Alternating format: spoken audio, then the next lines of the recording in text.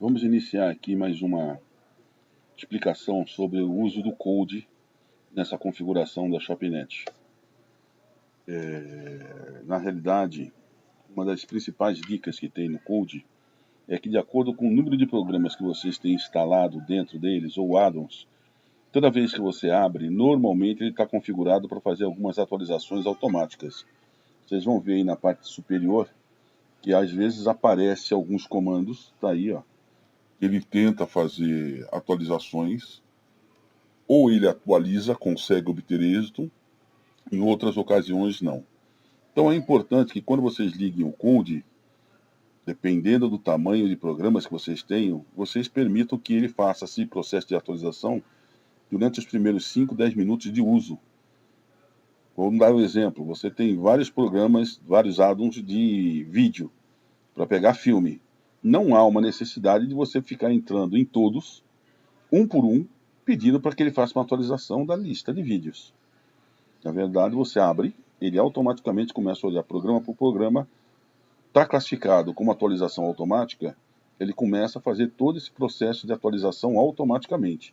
Então, lançou um novo filme numa base de um add-ons, ele já vai trazer atualizado. Tipo no Exodus, ou no Covenant, ou no Placenta, ou no Gurgil. Tudo isso é feito de uma forma natural e automática, sem necessidade da intervenção do proprietário do aparelho. Mas nos primeiros 5, 10 minutos, ele começa a ficar um pouco mais lento. A segunda informação importante do Code é que muitas vezes as pessoas reclamam do aparelho, em virtude de que você chama um filme e, em vez de vir o filme, fica uma bolinha rodando, aguardando que o filme seja carregado. Então saiba, você tem 3 variantes aí, basicamente. Você tem a rapidez do teu processador, do teu aparelho. Você tem a rapidez do plano que você contratou com a operadora de internet. E você tem também o gargalo da empresa que está fornecendo esses vídeos para vocês. Então tente imaginar que todo mundo que tem Code no mundo esteja pendurado, grande parte das pessoas, num add-on chamado Exodus. Vai haver um congestionamento.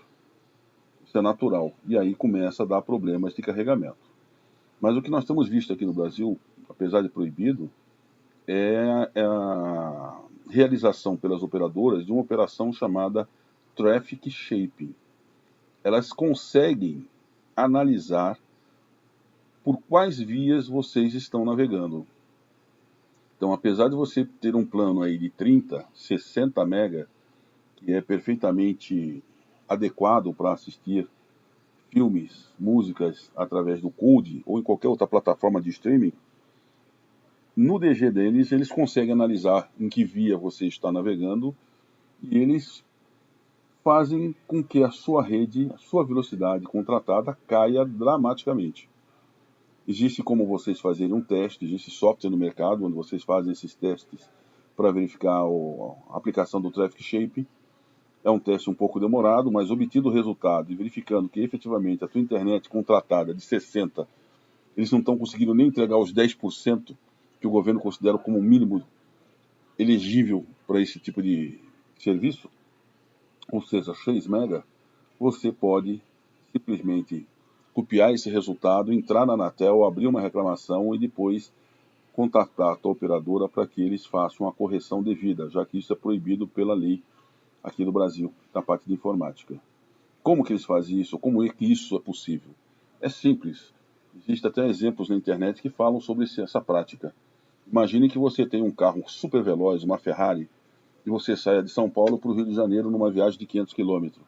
Se o carro faz 350 km por hora, em 1 hora e meia mais ou menos você estaria no Rio de Janeiro. Mas o governo, o que é que ele faz na Via Dutra? Ele coloca barreiras, ele coloca pedágio, ele coloca câmeras de velocidade, ele coloca lombadas em alguns trechos de serra. E aí você não vai poder andar 350 km por hora. Ou você vai ser multado, ou você vai destruir seu carro nas lombadas. Com isso, ele faz a tua velocidade do carro de 350 andar dentro da faixa que eles querem, mais ou menos, 120. A mesma coisa ocorre com a internet. A empresa consegue analisar que você está andando numa via de internet que é exclusivamente para uso de streaming e de torrent, e eles simplesmente derrubam a tua velocidade contratada. Eles sabem que ali você está pegando filmes ou TV ou esporte de uma forma não tradicional, vamos dizer assim. O tradicional para eles é você contratar o serviço de uma NET, de uma Vivo, para que você tenha acesso a esse tipo de material. Quando você anda pela outra via, certamente você está pegando esses materiais de uma forma gratuita, uma grande parte gratuita. E isso pode ser legal ou ilegal, mas isso não importa. O que importa é que você pagou por um serviço, você quer aquele serviço na integralidade. E eles são proibidos de fazer isso. A penalidade de você estar pegando por fora ou por dentro, ou legal ou ilegal, é sua e não deles. Mas eles derrubarem, isso não é possível. A outra forma de vocês fugirem desse processo de traffic shape é a contratação de uma VPN. A VPN nada mais é do que você contratar um serviço que lhe faz navegar, teoricamente, por meios que eles não consigam identificar o seu modo de navegação. Então, se você está na cidade do Rio de Janeiro e você quer utilizar um serviço de streaming do CODE, você simplesmente entra na VPN e fala que você não está no Rio de Janeiro, você fala que está na Inglaterra. E você vai navegar através da Inglaterra. E aí eles não te bloqueiam. Tá certo? A VPN, ela é muito útil, principalmente também em grande parte dos materiais que estão no CODE. Existem diversos programas de muita qualidade. Saiba que o CODE, ele é de fora. Tem muito material na Inglaterra, tem muito material nos Estados Unidos. Só que as empresas que fornecem esses materiais, muitas delas, elas colocam no programa dela um identificador de IP. Na hora que eles identificam que o teu IP é de um país externo, de um país diferente da origem, vamos dar um exemplo, o K-Turkish, Inglaterra, quando ele vê que o teu IP é do Brasil, ele simplesmente, muitos materiais não vão ser abertos. Ele só é liberado para moradores locais. Numa VPN, isso deixa de existir.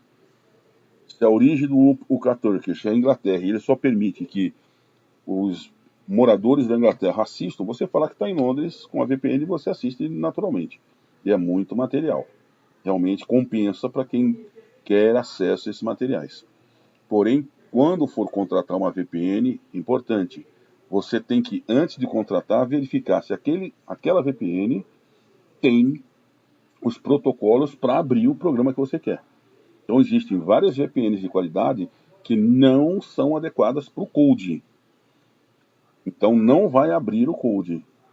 Como existem diversas VPN que você pode contratar que tenha serviço para o CODE, mas que, por sua vez, não lhe dá acesso à Netflix ou à HBO Go.